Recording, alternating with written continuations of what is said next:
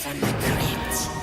Welcome, friends and fiends, to the Cryptique Podcast. My name's Kenny. I'm joined by my good friend Godden, and together we're here to watch and review every horrific, often hilarious episode of the legendary HBO anthology series, Tales from the Crypt.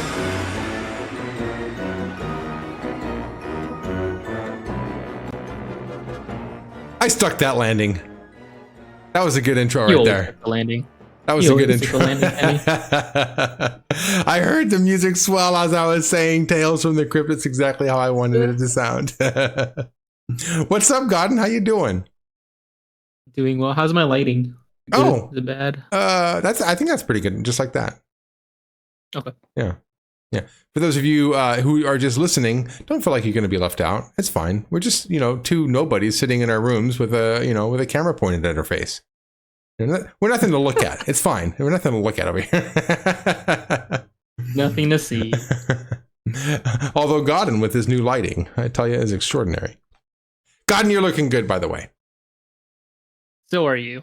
I like your attire. Oh, thank you. Thank you. I gotta be all Tales from the Crypt out. I gotta represent.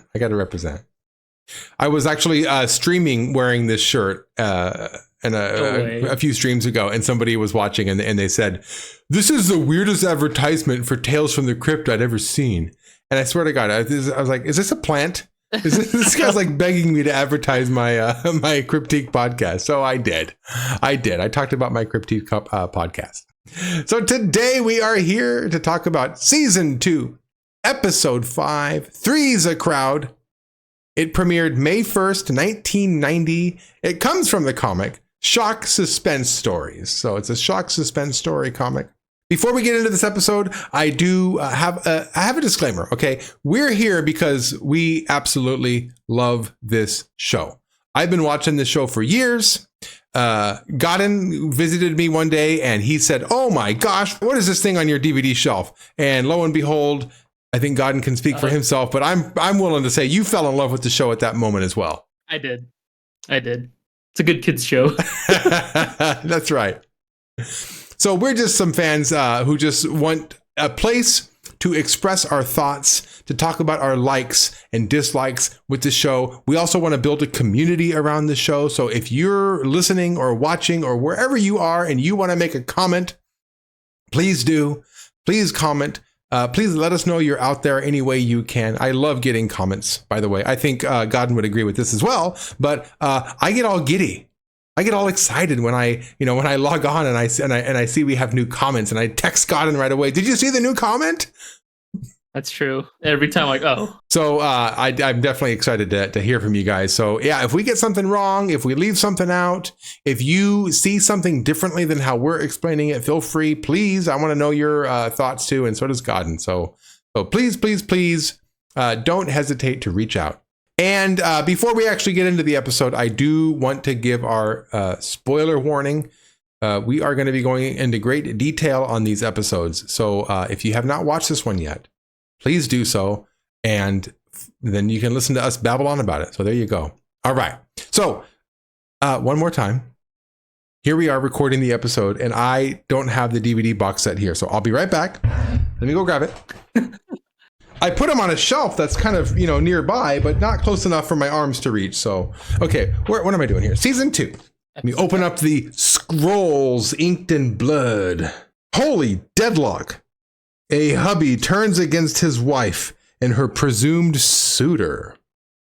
But is it a fatal mistake? Dun, dun, dun. So, these actual official Tales from the Crypt descriptions are short. Okay, so I took it upon myself to just rewrite.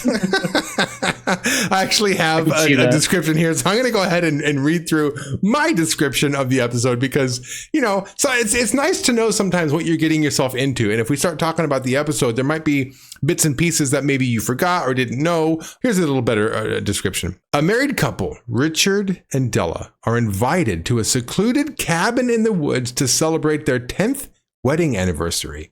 The invitation came from an old friend, Alan, Richard, meanwhile, has been growing increasingly paranoid that Della and Alan are having an affair.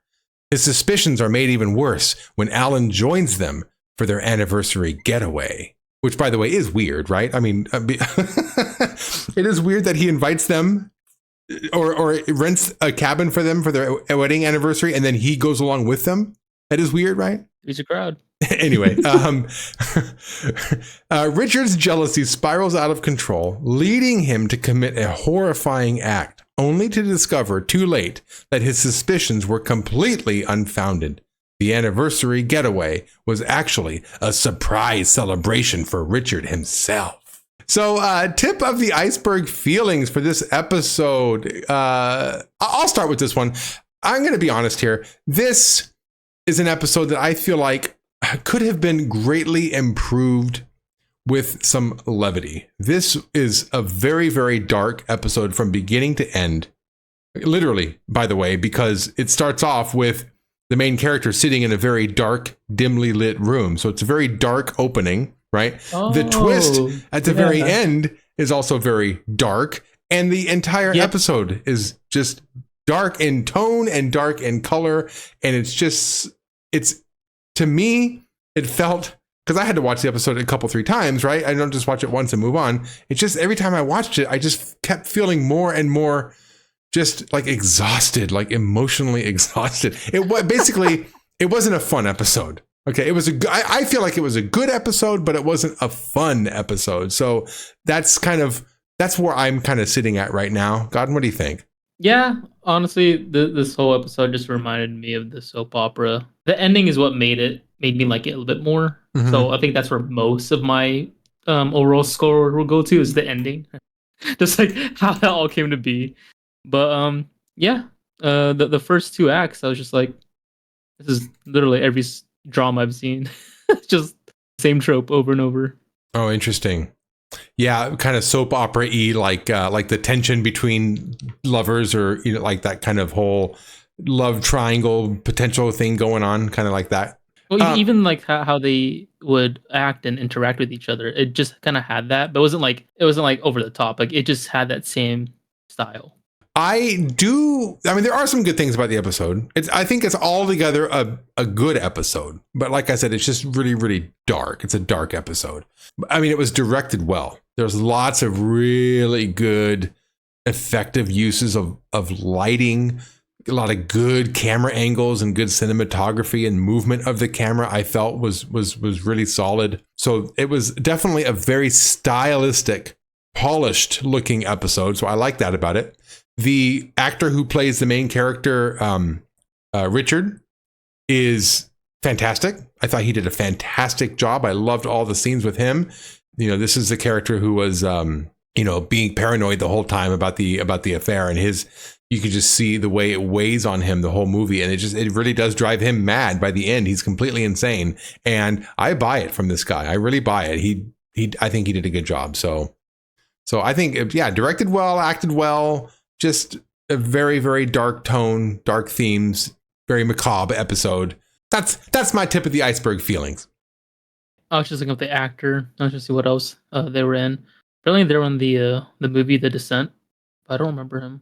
Maybe he was the father in the beginning of the movie. Oh, he was in The Descent? Oh, okay. That's a movie I haven't watched much. I think he might have been the dad. He dies there the first 10 minutes of the movie. Okay. You know what? Just his overall physique, I don't know if it was the same actor, but he does remind me of the dad from Halloween, I think H2O. No, not H2O. Halloween, The Curse of Michael Myers. The dad who gets killed in the basement. One? No, from Curse. I think that's number 6 or something like that. Oh, Curses. Okay. Just his physique, the way he looks, he looks like a similar type of person to me. I don't know. Anyway, so the opening to this episode, the Crypt Keeper is, I don't know why they had him do this. I don't think it really, maybe you can help me understand why they did this. He's like a DJ. He's in a DJ booth with a DJ microphone and like a little turntable, record player. And he says, "Hello, party animals. Are you ready to bop till you drop? Dead, that is." We've been invited to an anniversary celebration of holy deadlock. You know, to love and to perish. For richer, for horror, in sickness and in stealth. I don't know why he said stealth. Till death do us part. And he really liked that. You know, that's the word he really wanted to get to was death. So he couldn't wait for that part. But why was he a DJ? I don't get this. Either way, radio host or DJ doesn't like fit with, because it's been consistent for the past couple episodes where what he's doing in the beginning has a similar theme to what the overall episode is. Mm-hmm. But this one, maybe it's just for fun. He just sometimes, the Crypt just does whatever he wants. It doesn't necessarily have to be with what John Castor just called the shots on that one probably and just said, you know what? I want to do this. Right. They just ran out of things to have him do. So they're like, well, we have an old microphone back here and we have a turntable. Maybe we can just throw those together. I don't know. Maybe like, because the whole idea is there's a wedding anniversary happening. So maybe he's like a wedding DJ. Maybe that's kind of the angle they're going for. I don't know. That's weird to me. It's kind of a stretch. Yeah. I don't know. If you have an idea, I'm talking to you listening at home there or in the car or, walking your dog or whatever you're doing while you're listening to this. If you can figure it out, let us know in the comments. What do you think that whole purpose of him being a DJ for? That was kind of weird to me. Mm-hmm. All right. So with that out of the way, that brings us to the episode and the opening panel here. It's a dark hallway in a cabin, right? There's definitely a cabin in this episode. So I see what they're doing there. There's in the foreground, there's a dead man who's stuck to the wall with an arrow through his chest, right? Ooh, we got some murder here.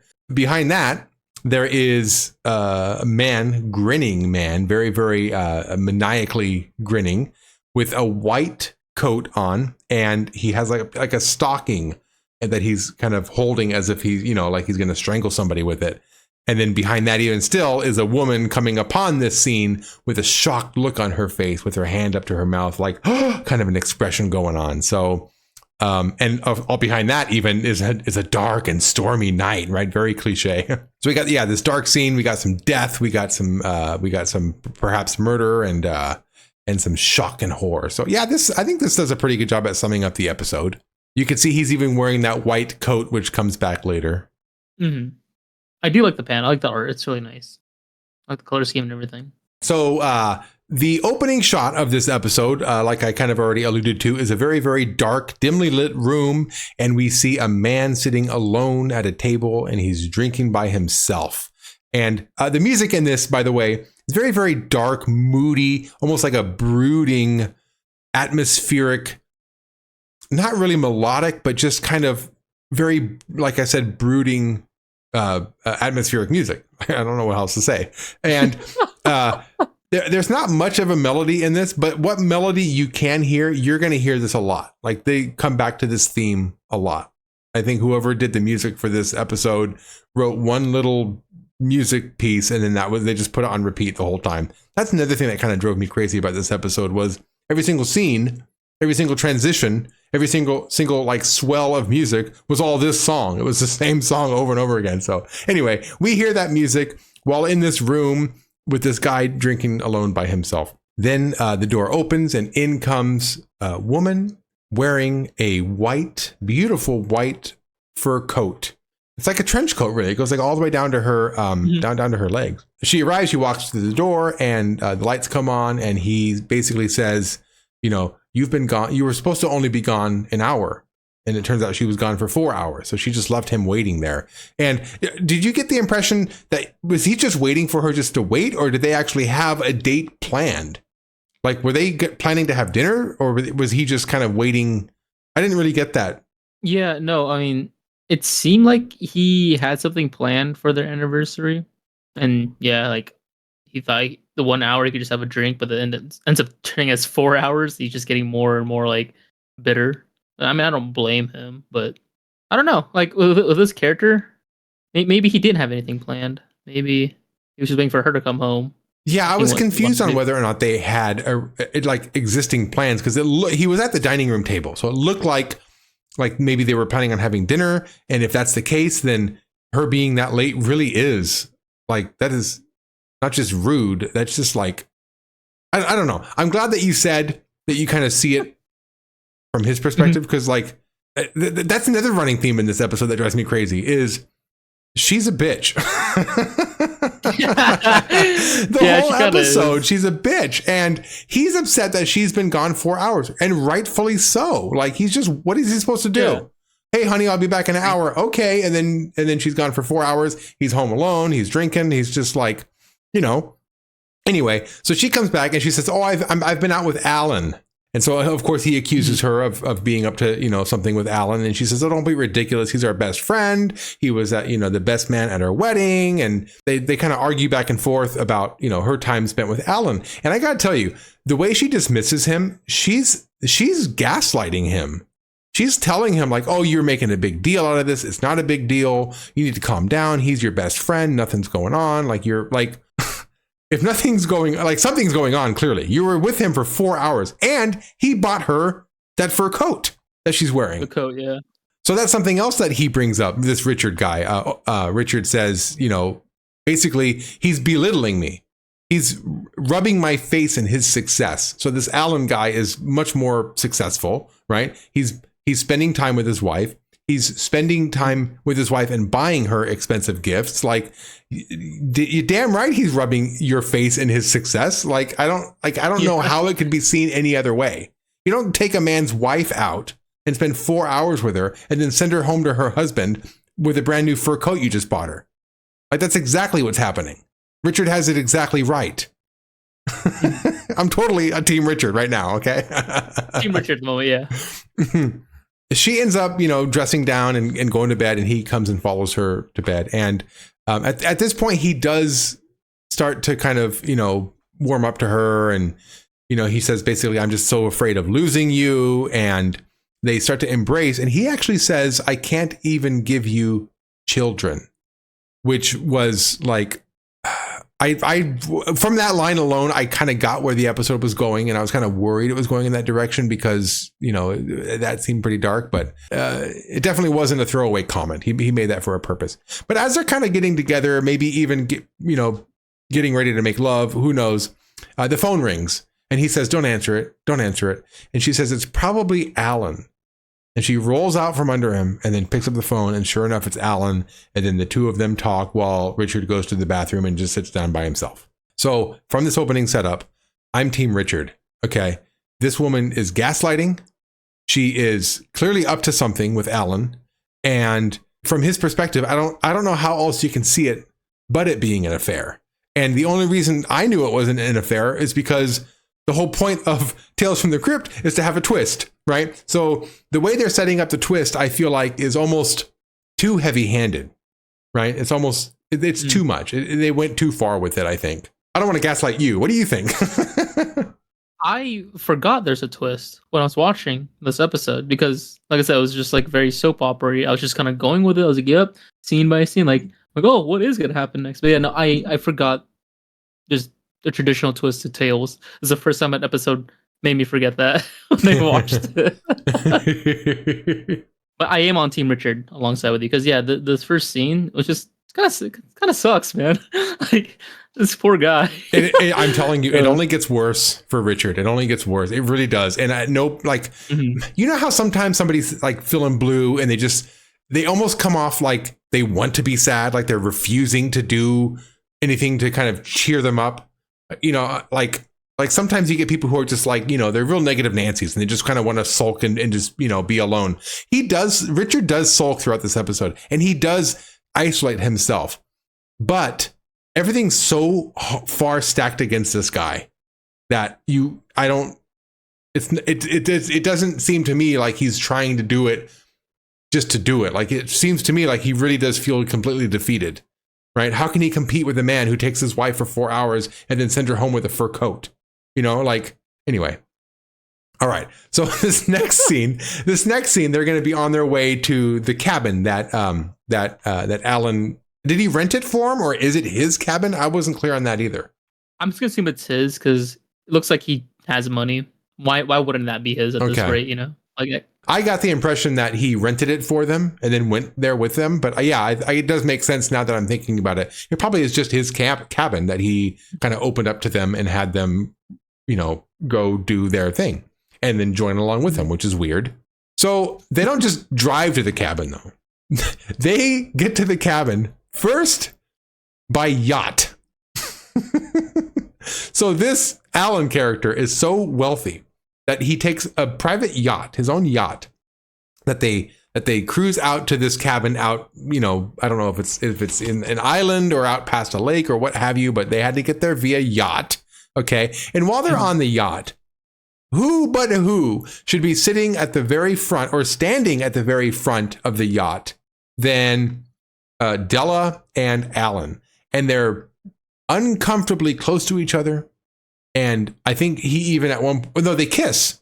She kisses him on the cheek. Like on the side cheek. Right. Yeah. Right. And had the music not been brooding, right? And had the husband not been sulking over there in the corner, that little kiss on the cheek, yeah, it can be seen as like a little peck to, a really good friend. It could be seen that way. But when your husband is already upset and the previous night you spent 4 hours with him and he sent you home with a fur coat, are you really going to sit there and sit or stand that close to somebody and then kiss them on the cheek when you know your husband's going through what he's going through? Me? As the wife? Nah. That was just, it's like it's too heavy-handed. So once they get there on the yacht, then they take the car up the rest of the way to the cabin. And even on this car ride, they're like uncomfortably close. Alan's in the front seat and the two of them are in the back seat, but she's on his side and he's turned around. He has his arm draped over the back of this chair. He rests his hand on her knee and basically says, my biggest regret is I didn't take Della when I had the chance, looking at Richard. Like, who says that? Who says that to another man's, about another man's wife? Ugh. I'm still on Team Richard here. Completely Team Richard. But he's the best man. He's the best friend. He has certain privileges, I guess, to do that and say stuff like that. I said all that not considering the fact that I would have been their best man. You're right. If I was their best man, I would be able to take liberties with comments like that. I should have had your wife when I had the chance. Hey, it's okay. I was the best man. It's a joke. I was at your wedding. Also, she's a whore. I can say that. I was the best man. Yeah. Compliment or insult. I can say that. I was the best man. All right. So they get to the cabin and you clearly see that Alan's up to something, right? There's also, by the way, there's a fourth character in this episode. And I don't know if this person is like a groundskeeper or like I don't know. So. Yeah, I think he's a groundskeeper. Yeah, some sort of a groundskeeper, but he also drives them around. Like he picked them up from the yacht and he's driving with them to the yacht, or from the yacht to the cabin. Then when they get in there, Alan is talking to this groundskeeper person, kind of whispers in his ear, and then they kind of go off together to the guest house. So there's definitely something going on. So that's also happening, right? So that night they're kind of winding down. They're kind of all in the big dining living room area, but Richard's kind of in the living room side while the other two are sitting at a table in the dining room side, and they're having a great time. They're playing cards, they're laughing, they're talking about, their high school days and kind of laughing. And, Richard gets up to excuse himself, which to be quite frank, I would probably say something at this point if I was Richard. I'd get up and like, hey, you two are awfully close, more so than I'm comfortable with at this point. Like, I don't appreciate you taking my wife out, spending all this time with her. I don't appreciate you buying her all these things. Like, I think, I don't know, who knows? If I was in this situation, who knows? I might just do what Richard did and just leave. But I'd like to think that having both of them there at that moment, I might think to say something. But I don't know. I'm still Team Richard here, even though he does just get up and just excuse himself and leaves. I don't know. What would you do in this situation? I think what you had said, like, make a comment realistically, but that would end the story. So I wouldn't. I would just do what Richard does, and have the story continue. Yeah, I say that, but at the same time, what would you do if you were in Alan's situation? What if you were super wealthy enough to have a cabin and a yacht and a groundskeeper, and you just have a good friend? You're not interested in her sexually. she's a good friend. We went to high school together, and we enjoy ourselves together. And she has a husband who clearly is uncomfortable around this whole situation. Like, what would you do? Like, I would like to think I'd be decent enough of a person to say, like, hey, look, the optics of this looks pretty bad. Let's not spend so much time together. This clearly isn't making things better for your marriage. Like, that could be said too. He did mention that they did go out because they were talking about like his old relationships, and then at one point he's like, "Was that before or after we broke up?" That's right. I do remember he made that comment. So yeah, they also dated, and I think that's the point where Richard got up and excused himself and left. Yeah. So he goes outside. He goes to the little dock out there, and he's having a cigarette out there with the actual groundskeeper. He's out there with him, and they're kind of out there together. And from this is actually a really good shot too. It's kind of from the distance. You see the silhouette of the two men, the groundskeeper and Richard, on the kind of the dock or the pier that's outside the cabin. And then you can see the window to the cabin is lit from the inside. So you can see a really bright spot, almost like a beacon. And you see the other two together in the kitchen, kind of laughing with one another. So it was a fantastic shot. So it was nice. Yeah, I remember that. Yeah. So it's, even from outside, he can't get away from their being able to see them being so close. So we know what's on his mind. It's on all of our minds. The only reason I knew they weren't having an affair is because I knew there was supposed to be a twist. So I was like, this is, I was kind of waiting to see what was going to happen. I was kind of waiting to see how it was going to unfold, but it was very heavy-handedly an affair. So that night, Richard's sleeping upstairs, and he wakes up in the middle of the night, and he's alone. So he leaves the room, and he goes out on, this is a large cabin, and it's a very, very open area. So he goes out to what should be the hallway, but there's like a banister, and then you can see out into the entire dining living room area. Mm-hmm. So it's almost like, I want to call it a mezzanine. He goes out onto this kind of almost like like a mezzanine of some sorts. And from upstairs, he can kind of see the other two sitting together outside on the patio, and they're both kind of sharing a drink together, and they're whispering to one another. And Della says to Alan, it's just been so hard not telling him. And then Alan leans forward again, puts his hand on her knee, and says, it'll all be over tomorrow. He'll know. So again, from Richard's perspective, like, what else is he to assume? So he goes back to the room, he pretends to be asleep, and then Della comes back upstairs and lays down next to him. And that's the end of that scene. But something's going on, and something is going to be found out tomorrow at this point. They're kind of like making fun of that he's clueless in a sense, but maybe I'm just like imagining certain exchanges. Oh, they did say that. He doesn't know, does he? Or he still doesn't know. Yeah. I like that you said that too. You said it almost like they were making fun of him not knowing.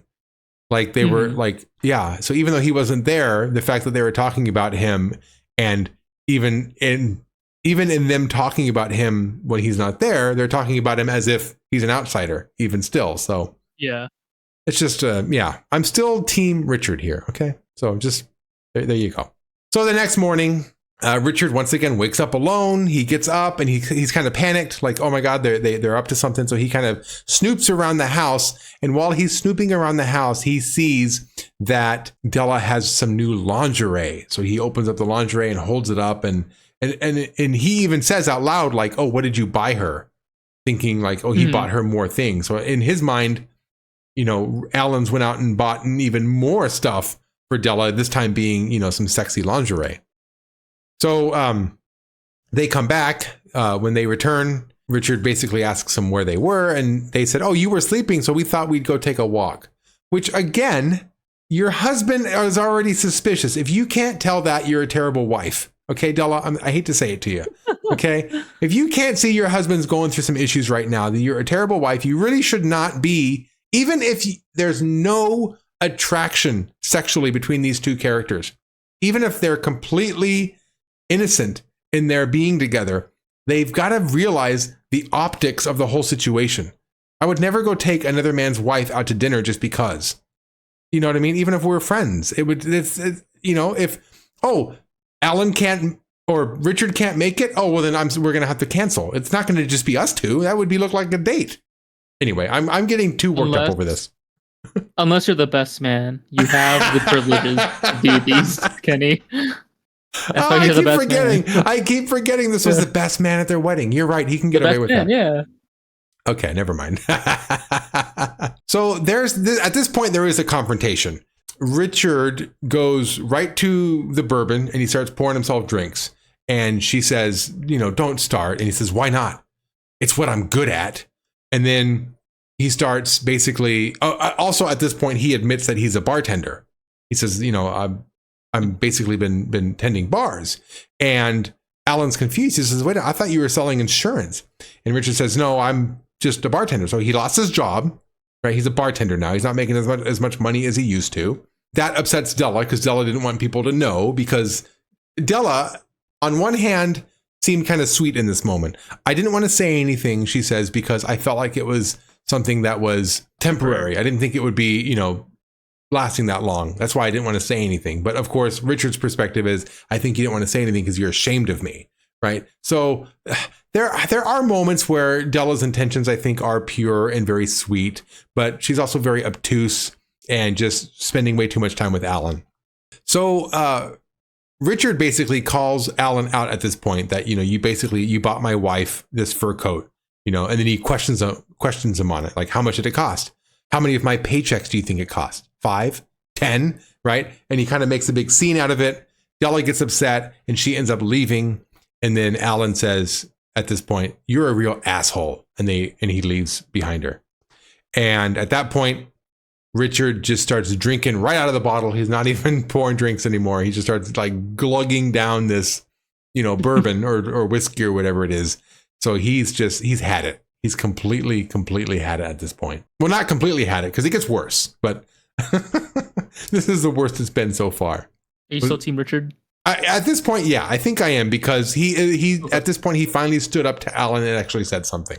And that, to be honest, should have been the point where Alan and Della could have been like, whoa, wait a minute. What's going on here? Like, this is, you know what I mean? Like, here's what's going on. Like, Richard is not upset for nothing, right? They're acting like Richard just woke up and suddenly was just being a dick. Like, yeah. Rich. Oh, that's what you did there. Rich is the Richard dick. Was being a no, dick. Alan should have been Richard. The dick in this episode should have been Alan. Poor Richard. So, yeah. So I'm still Team Richard at this point. What about you? You have any change of hearts yet? Yeah, I'm Team Della. Yeah, no, honestly, yeah, with how the scene was forming, yeah, I was still Team Richard. I mean, yeah, the premise is that they might literally just be having an affair, and they're kind of flaunting in his face, and he's just like, "What the hell is this?" He's just being made a cuck, like right then and there for no reason. Yeah, but it does seem like that. Yeah. It does seem like that. If anything, Richard's guilty of being a little too spineless. He did kind of say something at the very beginning of the episode to Della, but she basically gaslit him. And he didn't really say anything up until this point. He's almost like he tried to speak up to Della, but it didn't work. So he just kind of shut up about it. He didn't say anything at the cabin until he started drinking. So maybe he should have drunk more. Maybe some people just need that liquid courage. Maybe he could have used some more of that. So if anything, I think Richard's a bit, at this point, he's only guilty of just being a little bit too spineless and not really saying anything. So this finale of this movie is coming up here. Okay, this is where things kind of really take their twist. So at night, right? By the way, this was in the morning. The last scene was in the morning. This scene here is at night, which means I think Richard has spent all day long alone in this cabin drinking, while the other two were out in the guest house doing whatever, God knows what. So he's basically had all day to just brew and fester and just dwell and just get more bitter. So that like, I just imagine this all swelling inside of him like all day long. So that night, Alan comes to get Richard for a, quote, surprise. He comes in and he goes, "Hey, Richard, come on out for a surprise." And Richard is standing, and this, by the way, is a beautifully shot and beautifully lit scene. I love this scene. Richard's standing at the top of the stairs, and he's lit kind of from the windows from moonlight, and basically you only see like half of his face. And Alan's kind of walking up the stairs going, hey, we got a surprise for you. And Richard says, no, I got a surprise for you. And he pulls out a crossbow. He goes, hey, careful with that thing. It's loaded. And Richard goes, oh, I know it is. And he gets that wild stare in his eyes, that real crazy look in his eyes. And again, this is some great acting, I think, from the man who played Richard. Really, really good. Almost like a psychotic breakdown from this guy. And then he shoots him. And when he shoots him, this is a fantastic death scene. It's so good. So the camera it shoots him right in the chest, by the way, like right in the heart.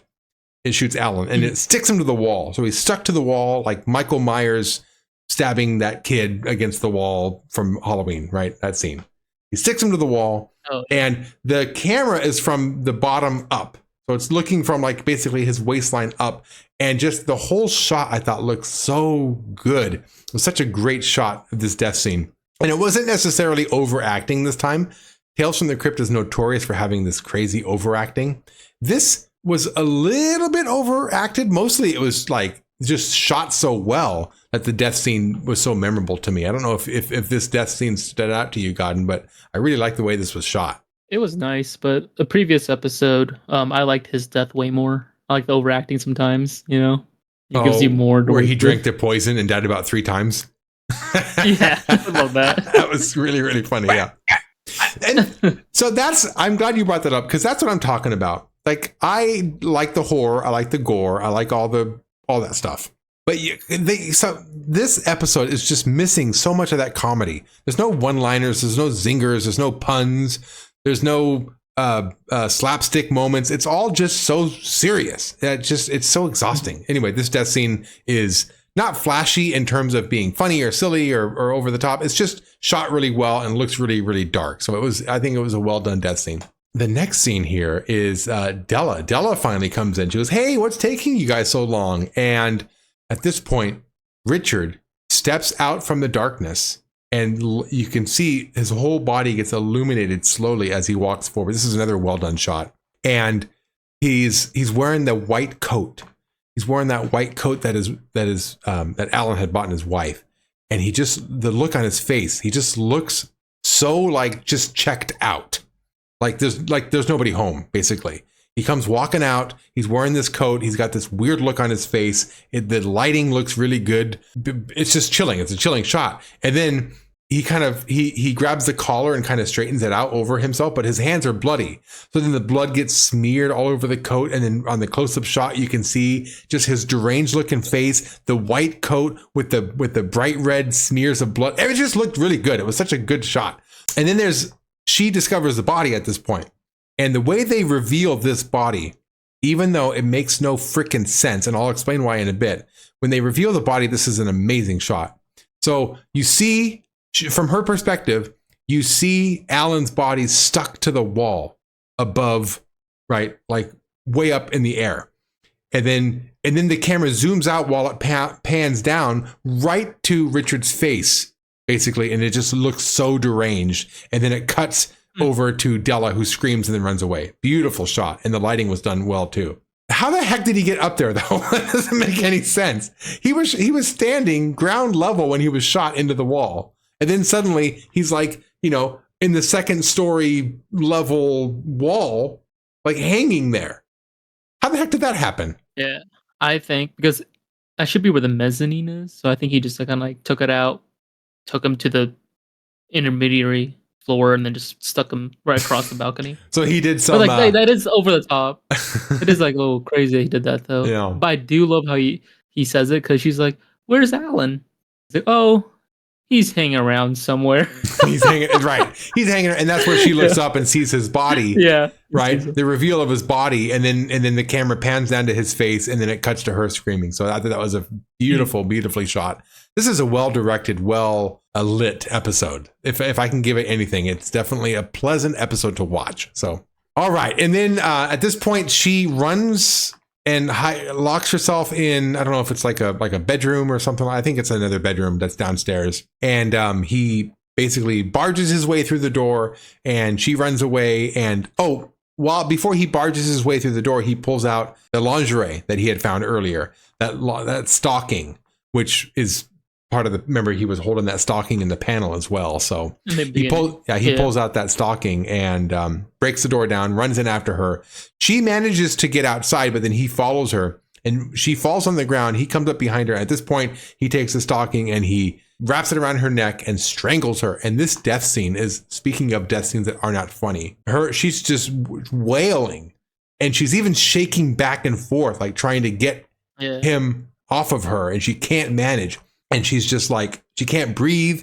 And then it cuts to his face, and his face is just absolute, just menace, baring teeth, eyes squinted, like just looked like a feral dog. Like he just looked so just visceral and violent. It's such a violent death. And it lasted a long time too. I don't know if you noticed that.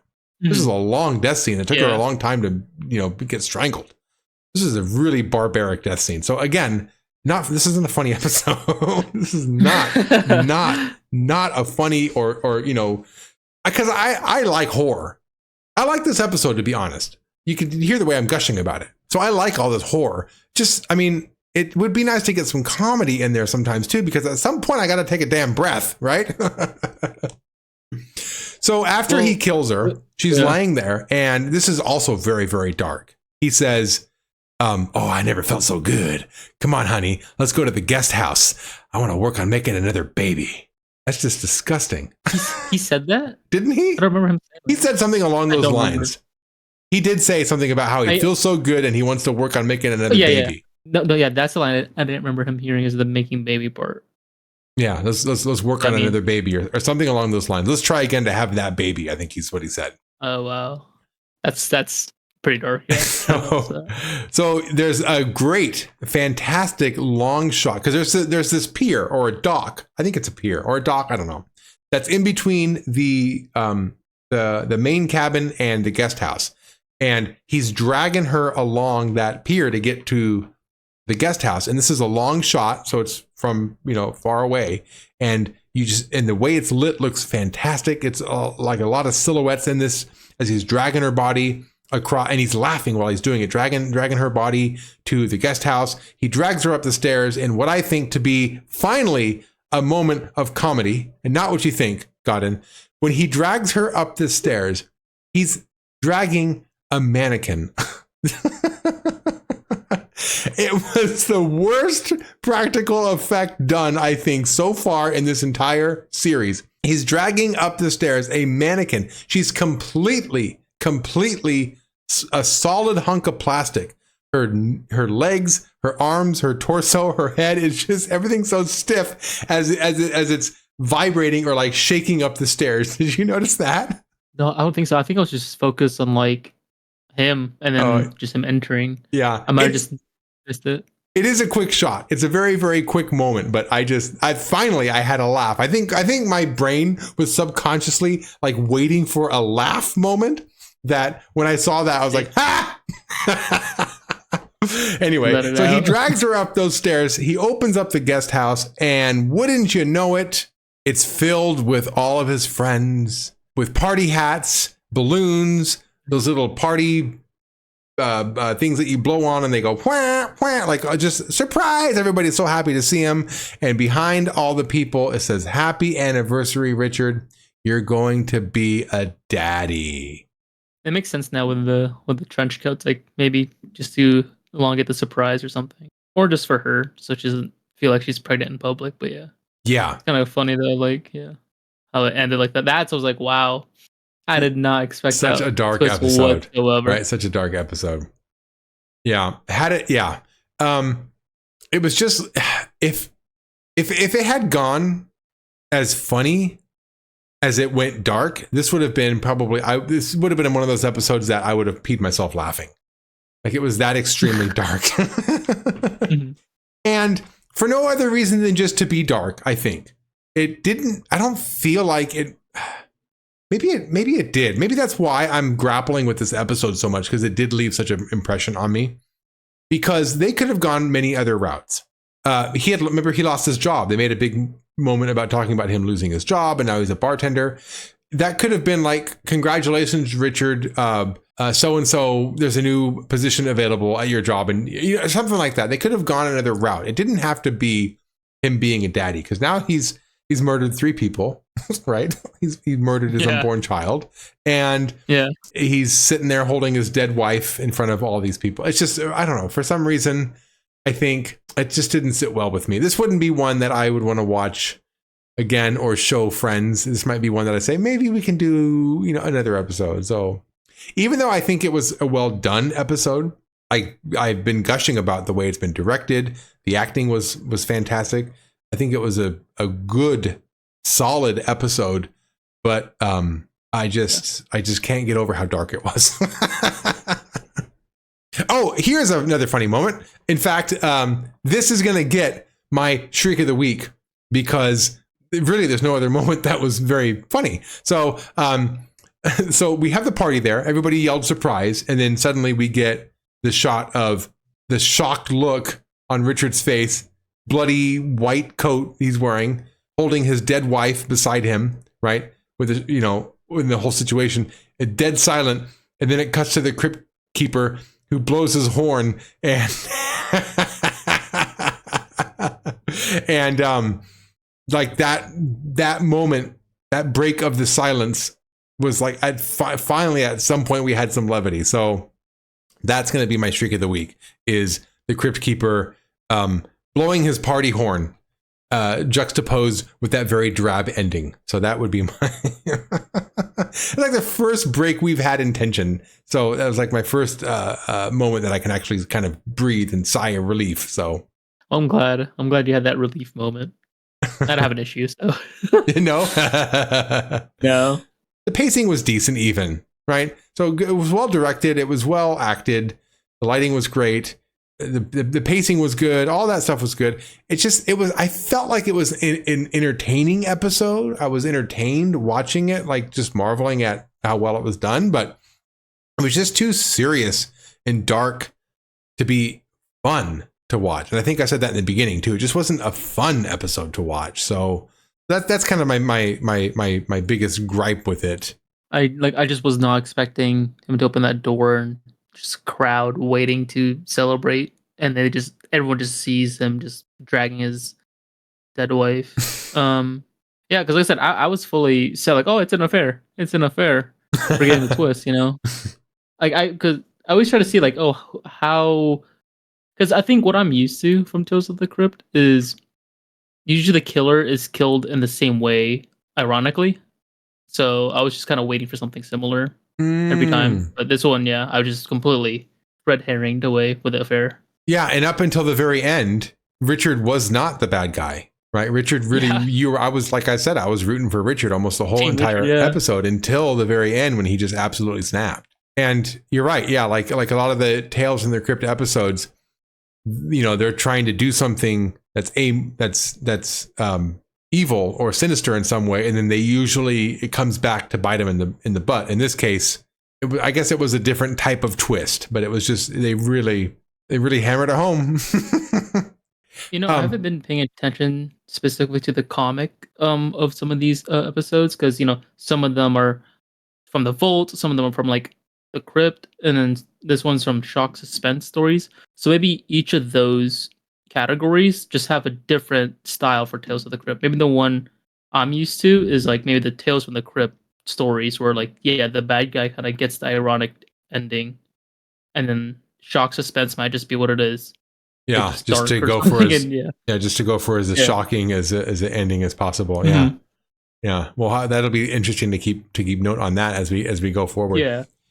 I also, while I was watching this, could not help but see the similarities to The Shining. Have you seen The Shining or read The Shining? I haven't seen The Shining in a long time, and I'm pretty sure, because how slow it was for me when I was younger, like I passed at one point. But I kind of get the idea of the movie, the story, and all that.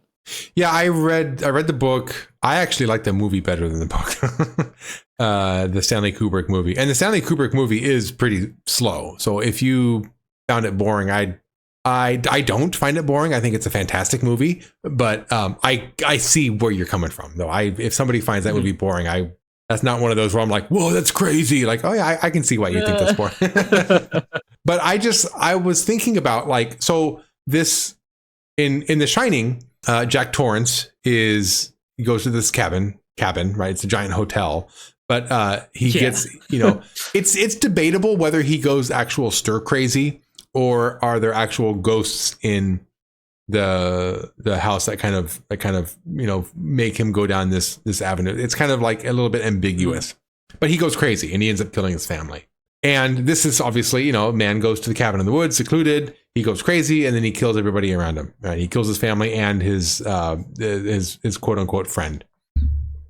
So there's those similarities. Also, the way they get there in The Shining, in this one here, they go via yacht and then they drive to the cabin.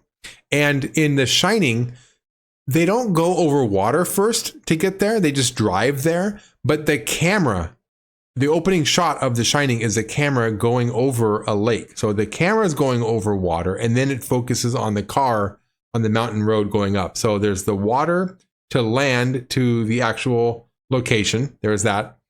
And then in The Shining, Jack Torrance he's an alcoholic and he drank a lot and he quit drinking. So he's a recovering alcoholic and then he's struggling with that while he's at the Overlook Hotel. He struggles with drinking. And I thought it was interesting that there's a heavy emphasis on alcohol in this episode.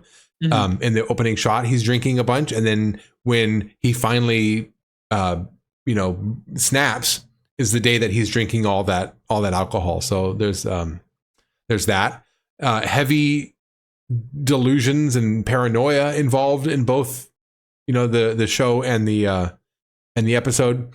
I already talked about the fact that he kills his family. And in the book and in the movie, Jack Torrance dies. He's gone. But in this one, I think it's much worse because he survives.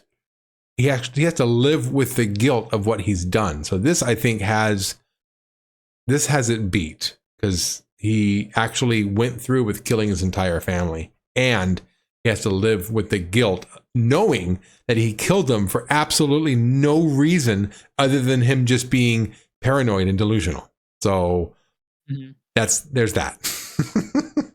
Yeah, it is sad. Yeah. So I am going to give this episode, I'm going to give it a 3.5. That's arguably lower than I think this episode deserves, but I'm telling you, it doesn't sit well with me. So would I want to watch this again? No. If my friend came over and wanted to watch a Tales from the Crypt episode, this would not be one that I would say, let's go for it. What about you, Godden? I'd only show them the last act.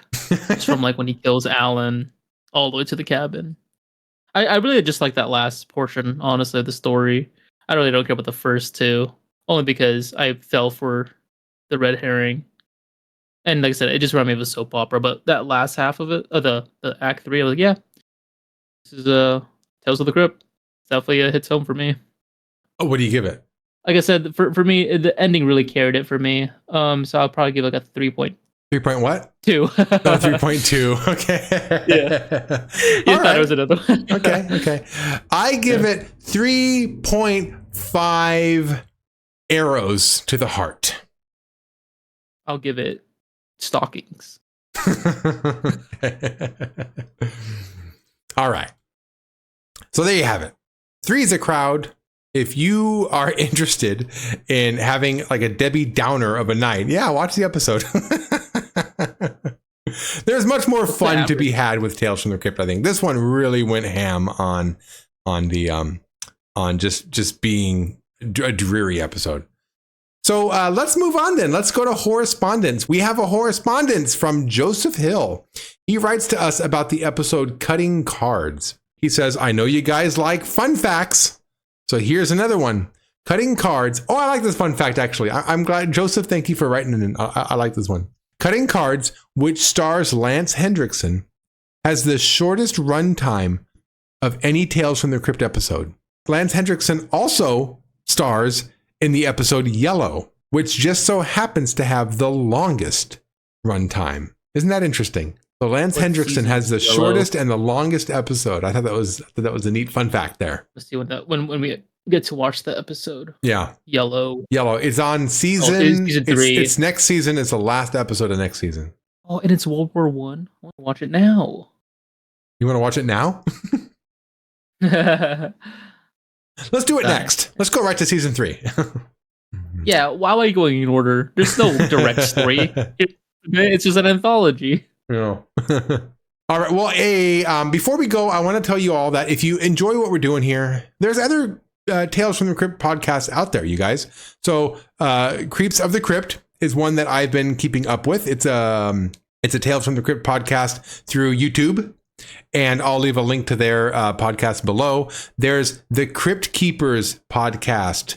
That I'll also leave a link below, and they go through the episodes. Now, if you like what we're doing here, which is just basically babbling on about the episodes with very little research done, then Creeps of the Crypt is very similar. Okay. But if you like a little formality behind it, maybe a little more intellectual simulation about it, then you want to go to Crypts of the Crypt. You want to go to the Crypt Keepers podcast.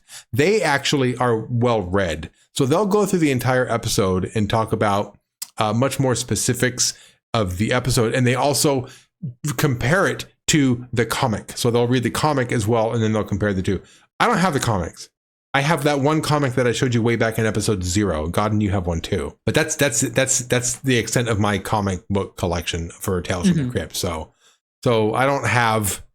Right, we're not reading it too. So there's that as well. I've been listening to lots of Haddonfield Radio. I'm still listening. I love it. I love Haddonfield Radio. One of my favorite podcasts right now.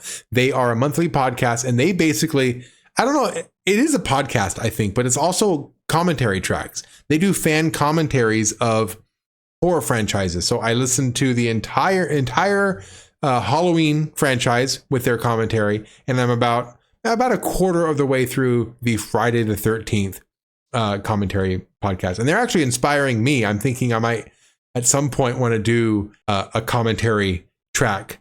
And Godden, you and I talked about this earlier. Wouldn't it be fun if for the Tales from the Crypt movies, if we did a commentary track for that? Wouldn't that be fun? Like a watch along commentary track? I think so, because when you and I were watching Jason Takes Manhattan, you and I had a lot of fun. And that was just between us, you know? Yeah. So I feel like, we'd have a lot of fun. Yeah. So I'm definitely getting some mild inspiration from the Haddonfield Radio podcast. So I recommend checking that out. And don't forget, our good friend John was joined us 2 or 3 podcasts ago. And his girlfriend is also a podcast host on Teach Her Amma, which is a Futurama podcast, very similar to ours in that they just basically go episode by episode and talk about them, but for Futurama episodes. She's never seen Futurama, so she's watching it for the very first time, and her brothers are the co-hosts, and basically you have 2 Futurama fans who are basically, I would say, living vicariously through their sister who's watching it for the very first time. And that sometimes can be really exciting when you watch something with somebody else who's never seen it before. So that's why I'm enjoying this with you, Godden, because I know there's some episodes still that I haven't seen from Tales from the Crypt, so I'm getting to experience it for the very first time.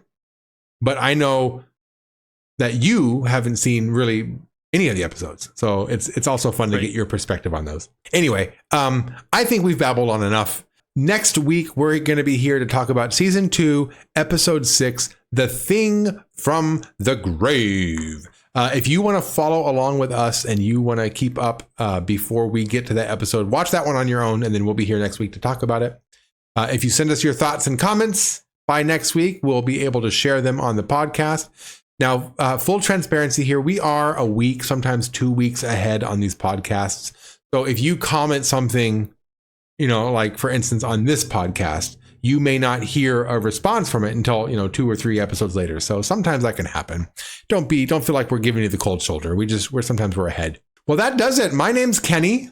And if you want more of my voice, I don't know why you would, but just in case you do, you can find me at Too Bad About Kenny. That's both TOO Bad About Kenny, as well as the number 2 Bad About Kenny on YouTube and Spotify. No, excuse me, YouTube and Twitch, where I stream video games. I also do movie reviews and book reviews.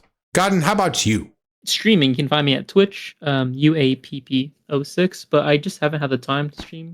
So hopefully it picks up soon, since it's one of my only handles. And you can also find us at our Twitter at the Cryptikers. Oh, at Cryptikers. There's the just Cryptikers. Yeah. And that's where we'll make sure to do updates or any kind of like, just pretty much any updates, anything new or anything that might be delayed or anything like that.